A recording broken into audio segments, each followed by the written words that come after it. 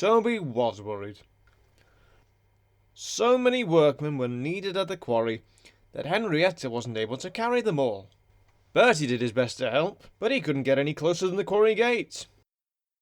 "We need another coach to get the men inside," Toby complained. One morning, Bertie didn't feel well, and Henrietta was all on her own.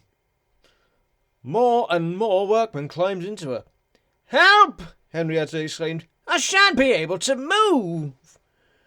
"We can't either," grumbled the workman. "We're too squashed together."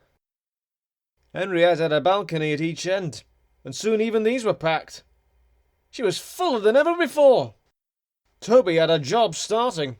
"Ooh, come on! Come on! Come on! Come on!" Toby fussed impatiently, his wheels slipping on the damp rails.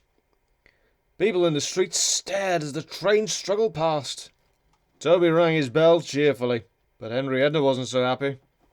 Suddenly, a car came out of a side street in front of them. Toby's driver put on the brakes at once. The train stopped quickly, and some of the workmen were pushed against the railing of Henrietta's front balcony.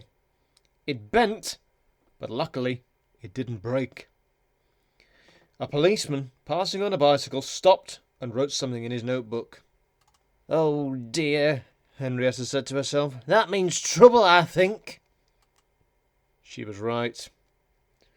The next day, an inspector came to see the quarry manager. "Here is a bylaw, sir," he said, "which says that passengers should not be carried on the end balconies of railway carriages." "I'm sorry, Inspector," the manager said. "It doesn't usually happen, but the bus couldn't run today." "Please make sure it doesn't happen again," said the inspector sternly. The quarry manager telephoned the Fat Controller to see if he could help. The Fat Controller wasn't hopeful, and the quarry manager went home to tea, shaking his head sadly. A few days later, Thomas stopped at the station by the river. As they waited, he heard a buzzing noise from behind a hedge near the platform. Suddenly, there was a rustling and a loud crash. A man's head appeared above the hedge. He had a saw in his hands. "Oh, it's nice to see the railway once more," he said cheerfully. "It's been like a jungle in there." Later, Thomas stopped there again. "Hello," said a shaky voice. Thomas was puzzled, but his driver had heard it too.